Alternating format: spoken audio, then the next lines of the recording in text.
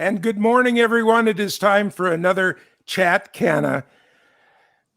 Do you realize that because today is the 29th of September, I am asking my cohort over here, this is our last September 2020 show. Isn't that No, crazy? it isn't. No, we're gonna do shows tomorrow, but we're winding down. It's the end. That's why I've got this pumpkin background and I've got the full moon behind me here, because what happened to September? It just went and it's gone. It's gone. I just don't know where this is all happening. My days are way too busy. For being an old guy, I'm supposed to have way more free time. I don't know about you, but I'm supposed to have a lot more free time. No, these are busy days. These are busy days. Well, it's harvest for everyone that's a grower of anything in our region. People are working hard right now in the fields, late nights, long days. I called out to Riley, but he didn't answer. I wanted to get an update for what's happening out at Uncle Funky's farm, but I'm sure he's busy. I should tell you, by the way, this is Veronica Michael, and she has a place, like it says down at the bottom, called Prairie Products in Fargo. And today, although we've been doing all these shows, we've never actually in depth kind of found out what happens to a handful of hemp. I thought that was a good alliteration, right? A handful of hemp when it gets to your place. I want to know what happens to it when it goes through all of these different thingies that you have over there. That's a very accurate scientific word. All these thingies you see. Well, how does that work? What do you do to it? And I didn't bring my samples over, but everybody, of course, knows what a really nice bud of hemp looks like. You get it in, and I think your wish to get it in is in those big white things that are bigger than burlap bags, about a pallet big and 4 feet high. Is that how you like to get it? Yeah. So first off, our place is Prairie Products LLC. We're in Fargo, North Dakota, and we are a group of investors actually that came together. And we knew and really believed in hemp, and that there was a future for hemp production in North Dakota as a new crop. Hemp could be grown for CBD. It could be grown for fiber. Seed was already being grown just that year. The pilot project had started in North Dakota. So we were really looking ahead, and we came together hoping to be able to be a processor for growers who wanted to grow a cannabinoid plant. So what I mean is a plant that they knew would be grown for CBD or CBG or something like that. So the pharmaceutical side of things. Yeah, I would say at this point, the health side. Can we say that loosely? Okay. We believe that there is an impact on the body, that the cannabinoids can reduce inflammation and can relax smooth muscle and can really relieve people in some of their pain. So our project was to see and go forward with what we could do with that. So for us at Prairie, we decided to use cold ethanol as our extraction process. And cold ethanol is a really great jump in point. I think the other thing for a state like North Dakota, we produce ethanol. So being able to produce, to grow a product in North Dakota, to then manufacture and extract that product in North Dakota with North Dakota ethanol was kind of like the way to go. Okay, so let's talk about ethanol. Sounds an awful lot like alcohol. So yes. So it comes from the ethanol plants we hear about they're taking corn and they're basically taking a version of alcohol out of it, which can go into gasoline. It's an adjunct to gasoline, and it can be used for all sorts of things. So like you get it in barrels, I'm assuming.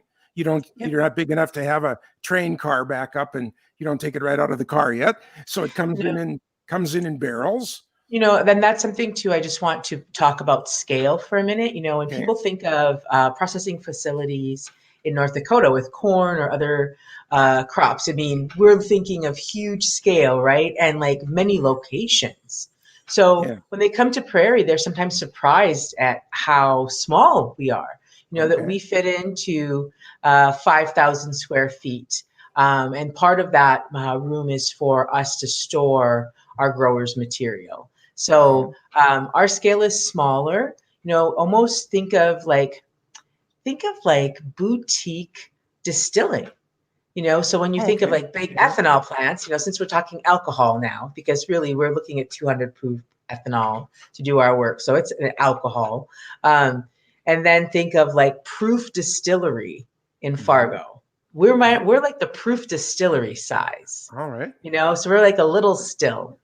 And in our place, what we do is we bring with growers, we have growers bring to us material that has been bucked and dried and has been tested after harvest, not only for potency to cover all of the laws with the Farm Bill, but Mhm. for us, we want to know that it's pesticide free. We want it to be low in heavy metals.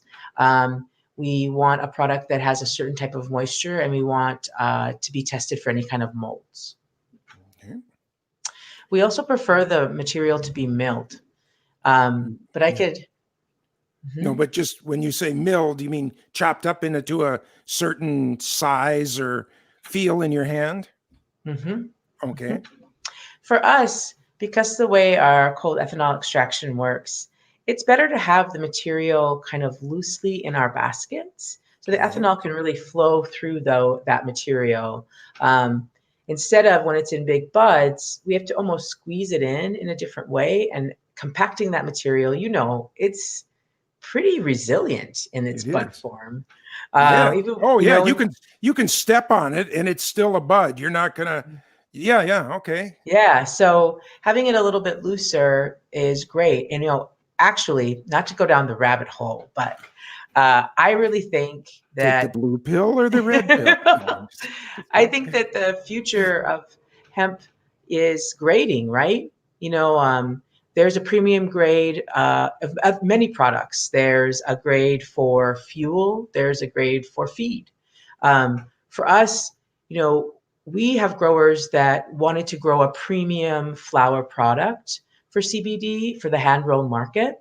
And they were able to achieve that, which is awesome, by the way, in their first Yeah. year. Hey, hey. Um, not very many, but I mean, really great growers. And so for some, they actually were trimming that material and sending us some of that trim.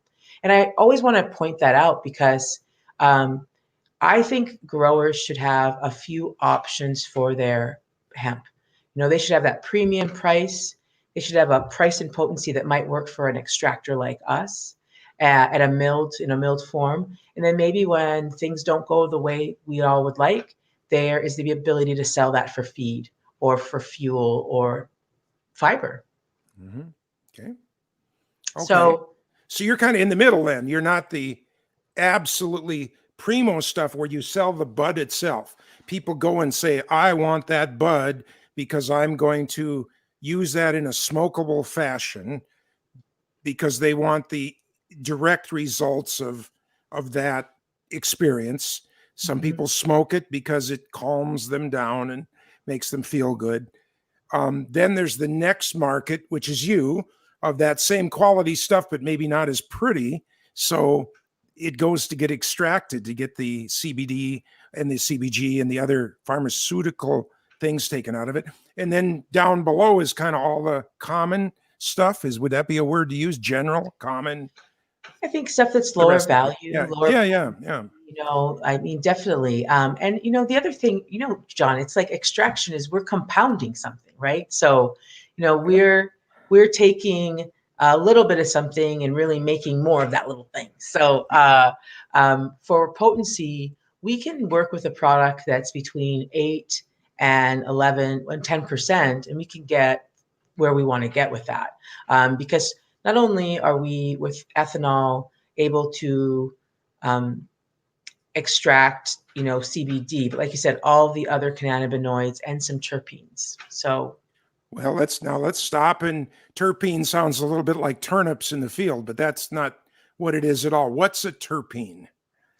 so terpenes are naturally presenting. Um, in my mind, I almost think of them as flavors. That's what helps me Okay. think of Yeah. them, All right. And it's best for me when I compare them to hops. And hops is also, like hemp, a product that produces terpenes. And we Mhm. know those terpenes like Cascade, and we know them as flavors of beer, right? Um, but the terpenes that are presented in hemp can be an earthy lemon, kind of citrus, cinnamon. And those terpenes have what we believe may be medicinal impacts for the body. Do they help the body kind of? Can you still hear me? Yeah, yeah, you're Oh, fine. good. There was a little waiver there, but Okay. it's the bigger internet. Go right Yep. on. You're doing great. But yeah, Terpenes so have, yeah, so terpenes, we believe, also have an impact on the body. And here's another way I'll explain them. And why I'm being, really careful with my words, John, is I'm not an expert. I always want to be open about that. I'm not an expert in terpenes, and there's still a lot of research to do. But we know that scents, botanical scents, impact us, and we know that through how many people have bought like essential oils and really feel like they get calm or ready for bed in that way, or maybe it helps them wake up in the morning by putting cleared up. something in Yeah, their yeah, yeah, shower. yeah. Yeah. Mhm. So the terpenes, we know, are interacting with the cannabinoids in a way that we call the entourage effect, and are producing different impacts. One article that I read recently was that it was on limonene. So that's a terpene that's kind of like a citrus terpene. And they were trying to figure out if it was helpful when it came to working with people who had neuropathy or nerve pain. I want some. Get me some. I have that. Mhm. I have But I that think pain. and I think that's right. Right. I mean, you have that pain. So many people have that pain, and pain is so different. And that's why we really need a future where we are studying the cannabinoids and terpenes, and really what are the impacts Yep. And and that's so true. benefits. And that's so true. And by the way, because of that, that's one of the things that caused Casey and I to get into this business. He has a problem in his family that we really should do a whole show on at some point. I have peripheral neuropathy, but it's generally, caused by diabetes, for instance. I don't have diabetes. My blood sugar numbers are always under 100. Mine came, we think, because I got bit by ticks about 6, 7 years ago. Oh, I've heard about that. I've heard about people experiencing arthritis or huge inflammation Yep. after being Yep. exposed to Lyme's disease. Yes, and I have an even more esoteric one. I have ehrlichiosis and anaplasmosis. So mine doesn't get studied as much. Lyme's is the really central one that's got a lot of attention paid to it. But it's just a weird thing because I can I can have really great days for no reason. I mean, nothing changes in my behavior, nothing changes in my diet. I'll get up one day and all of a sudden my feet are 99% normal. And then something else will happen and it's like I just don't want to get out of bed. And I have found, and Casey has tricked me in this way because he has given me bottles that he has made of our extraction, Mhm. and sometimes it has hemp oil in it, and sometimes it doesn't. And I don't know because he has other flavors in it. And then he'll just ask, how am I feeling? And I'll say, well, feeling pretty good. And there's a definite correlation between if I've been taking the extraction with hemp oil in it for a couple of weeks, I tend to have much better relief on my feet and lower legs than if I haven't. And I know it's a study of one, but we are finding a definite correlation because I have no idea what he's giving me. And yet there does seem to be that if I'm regularly taking a full spectrum hemp oil, which of course has all of these things that we're talking about, including the terpenes that came off of our land right here last year, um, it really seems to bring down the aggravation of my peripheral neuropathy. So it's really Mhm. cool. It's just really Mhm. cool to be involved in it firsthand. So Yeah, I really believe that it is beneficial and it can give relief, from my own experience too. But I think it is, it's hard to, it's, for anyone who cares about science or loves their fellow man. You don't want to just throw like wild Nope. claims out Nope. there.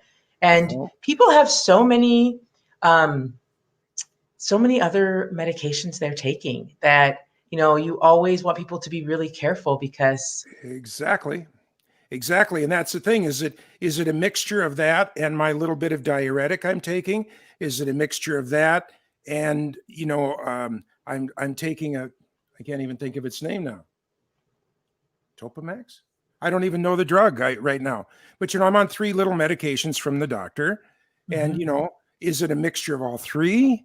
Because this takes a study of 1,000 people, double blind and time. And so for anybody to just come out and say this is the magic drug, we can't do that. But no.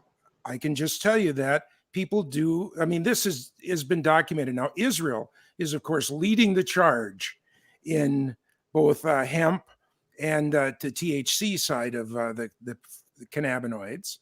But Israel is really leading the charge in doing the medical research on all of this. And we have to hand it to them. They're really coming out. By the way, I don't know if you know, but if you do a search on the internet for hemp, medical double-blind hemp studies, there's over 900 of them going on by respected universities in the United States at this very moment. So it's not being, it's going on now, but It is. it just takes a long time. It does. It takes time. I mean, we know that researchers are diligent. They're doing those processes over a 3 to 5 year period, right? So, Over and over. we're in the beginning of really finding out, what are the impacts. I mean, I think of aspirin and how long we used aspirin. And then when we thought about aspirin again differently in like the 80s with, thinning blood. So we have a long way to go. We do. But that's exciting. That's the exciting part, right? Like we That's why I'm in it every day. So it's anyway, so back to yours. So we have an ethanol extraction process here now. There's about 5 different ways that we can take these things from the plant and get them into a usable form. And you guys chose ethanol. So what happens? The farmer brings it in and it's milled, as you say. It's kind of about like Rice Krispies, I would say. Would that be a good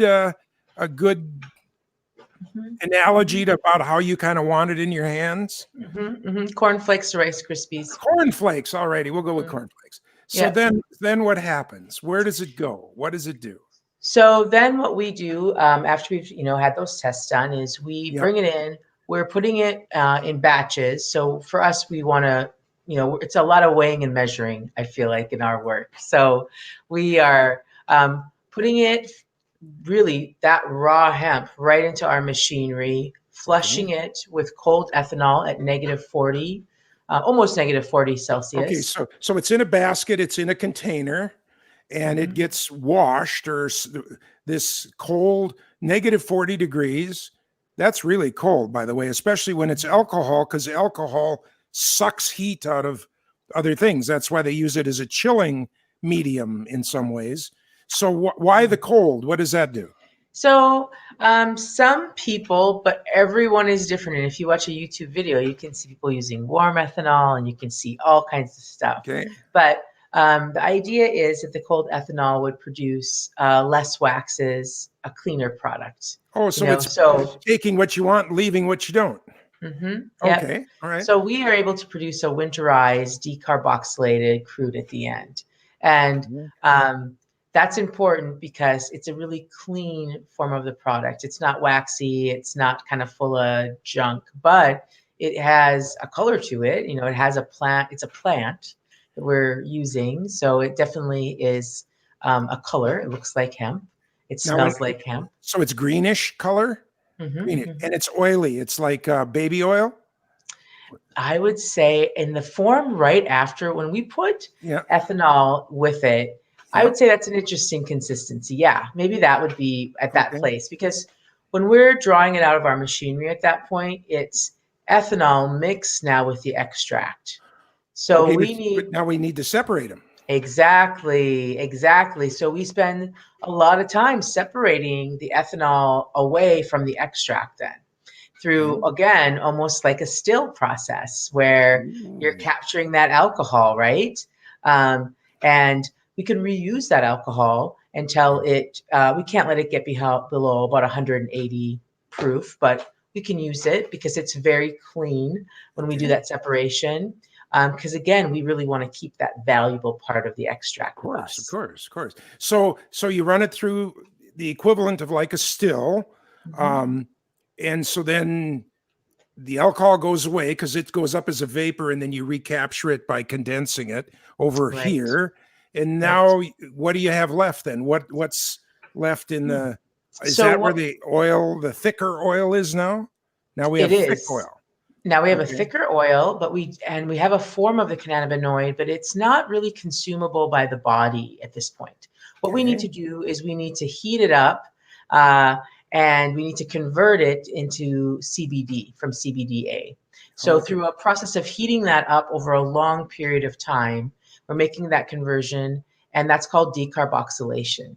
So Okay. we do that process at the end, and that really produces then a stable winterized crude. So a product that is very thick. It's like molasses. Okay. We really went from that baby oil, taking out that ethanol, to really Okay. like a molasses. Hmm. When I first was reading about the ethanol extraction process in that crude, I thought, what a strange way to put it. Now that Okay. I see it and work with it, it's like, oh no, it Oh, is. she's You got it know, now. yeah, it is just this thick, rich. Now, I am Lebanese and West African, so I Okay. love Marmite or Vegemite. No, tell me you don't. I Tell me you do. don't. I totally Oh, do. I love oh no. Marmite. Oh no, no, no, no, So, no. for No, our no. listeners who also love Marmite, I think of it as like Marmite or balsamic vinegar, where it's like that No. richest part of the product, right? Balsamic vinegar I'll accept, but I guess it's a love-hate relationship, and I'm on the hate side of Marmite. I'm sorry. Maybe you're I'm not eating sorry. it right. Are you I using really good butter? There isn't enough butter in the world to counteract a teaspoon of Marmite. But anyway, and that's another day. A I'm teaspoon sorry. is way too much. Okay, that's another day. We'll get into the Marmite conversation. But now you know what I'm talking about. That Like some thickness. Marmite. Like some Marmite. I love it, John. I love it. That's I good. cannot live That's good. without it. So Okay. Well, back to this. we know how to get you out of an apartment then someday. Okay. No. Come out. We Look, have Marmite I've got sandwiches. yeah, I've got Marmite. Oh, they've got it across the street, but you got to take your suitcase with you. No, I'm sorry. I got too many Marmite jokes. That's Oh, the only. you Anyway, do. I Okay. do. So back to this. Yeah, yeah. So we are left with, a really thick molassesy product. One of the things we have been doing is visiting with the pilot prod program over at NDSU. There's a couple of researchers there. We'd love to do some more research in, you know, how long is crude stable for? Yeah, yeah, yeah, yeah. How long is even our raw material, the flower form of hemp? Exactly. I mean, should you yeah, we have a lot of ideas about how we want to leave it in super sacks or in a temperature controlled environment, but we don't have enough real research yet on all these post harvest techniques and storage and production that I'm looking really forward to. So we get it down to molasses, Mhm. but now you've concentrated like everything that was in the plant. Yes. So if somebody had totally legal zero point 0.3 THC, what has come through? What might be in the bucket there then, or have you ameliorated? Oh, that's the big word of the day. Ameliorated that problem before now, or is now when you deal with that? No, now is when we deal with that because to us, I just want to be clear. Yeah, We're not trying to mine for THC, right? absolutely not. No, We're trying to grab the other cannabinoids. That's what our growers are growing strains for that are rich in right. and higher in those other things. But you're right, we've compounded everything. So for us, and this is one of the reasons we like that we do small batches, because for our growers, as you know, John, maybe they're growing 500 to 3,500 plants, for example. But everyone has a different amount. So we're able to work in batches as small as 500. That's kind of our minimum. But all hemp that we see has a little different numbers, a little bit different potency, and it's CBD, it's CBC, it's CB, whatever that is. And then of course it's THC. So for us, every grower we work with has a little bit different numbers in all those areas. But the important thing to remember is we're guided by the Farm Bill and what number we all have to be at, especially for THC to move that product. Yeah. So our numbers can be anywhere in the other cannabinoids, but for THC, we have to be at 0.3%. Exactly. So for us, that means, and for the producers that we work with on a product end, we are diluting that product for transport. I wish it wasn't like that. Well, don't we all? And that's, first of all, and we want to keep hitting this because we never know when we have a new listener. Mm-hmm. We want to point out once again that the 0.3 was arbitrarily picked off of a report that a gentleman made, really without any knowledge of where this was. He just one day made a report and said, well, for sure, if it's under 0.3, it's not the other kind of product, without any actual consideration, because he could have said 1% was not the other kind of product, and we'd all be in a different world today. That would be a lot easier for the guys that are doing the genetics on the seed, for the people that are growing it, for the people that are transporting it, for the people that are processing it, and ultimately for the people that are using it. Because it would still be the situation of going into a grocery store today and buying what's called near beer. It's beer that, has a trace of alcohol in it because you can't wipe it out totally, but yet you can buy it in a grocery store that doesn't have a license to sell liquor because it's not, you can go buy vanilla on the shelf and it's got a lot more alcohol in it than this product called near beer.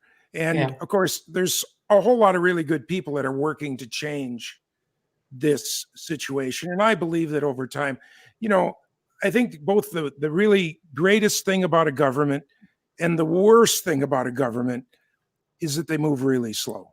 I think on the one hand, that's probably the best thing that a government does, is it really, really moves slow on issues. Because, you don't want, like the old days when a king or a Kaiser or a pharaoh, three people went to him and made a good pitch for something and he snapped his fingers and it was the new law of the land. We do want the government to move really slow and to do this, but they can move a little fast. Well, I agree.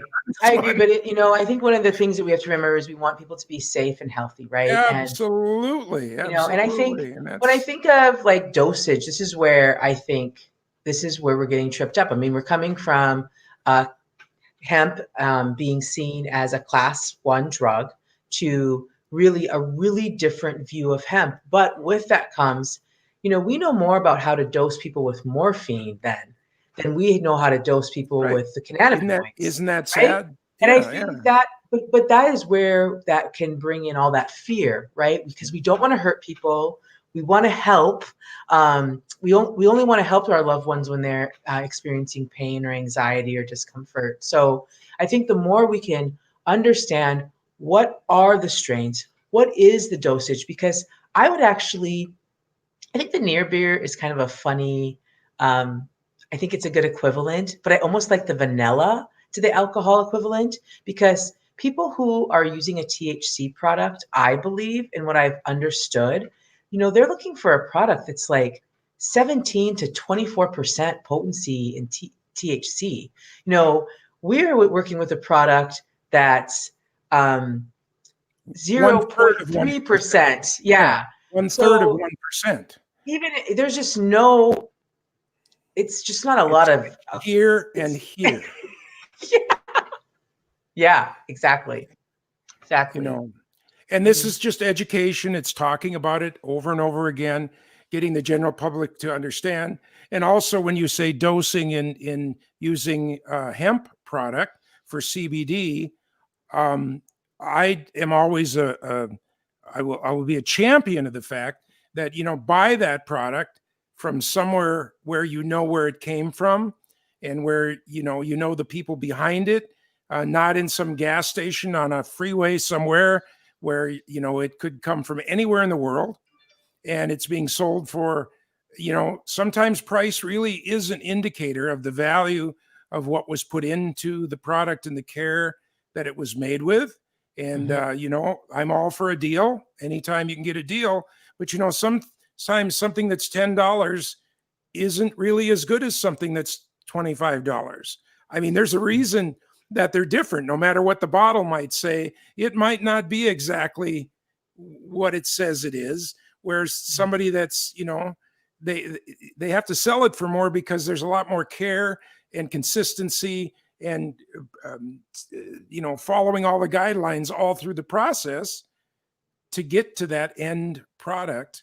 And I think that this is one of those. And I will say that until they put duct tape on my mouth, like that guy on America's Got Talent, So, No, I agree. I think that I just want to say something about that. I think that there's a lot that we don't know about, using the cannabinoids for wellness. And the more you do know what you know, like, do you know where it came from? Do you know that it was grown in North Dakota? For us, it was really important to get our Pride of Dakota seal.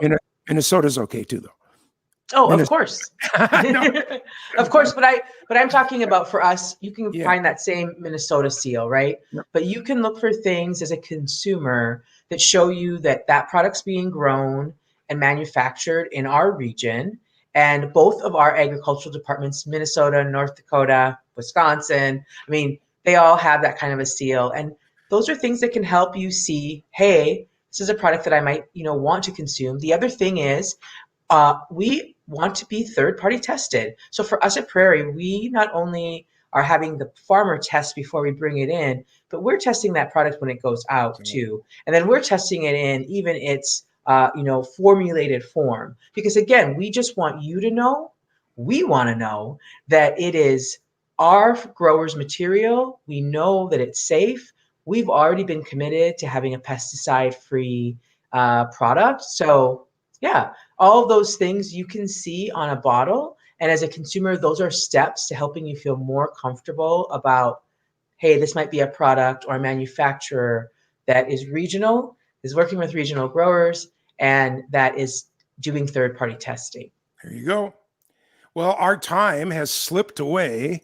Oh my gosh, like that. This was one of my favorite shows because I think we really covered a lot of really good ground, and I hope we opened took a little bit of the mystery away from, what happens to a product as it goes through these different things and comes out on the other end as something that then gets made into what's called a tincture, which is generally put under the tongue, balms, lotions that you rub onto your skin, and gummy bears, which you can chew and eat, not necessarily a gummy bear.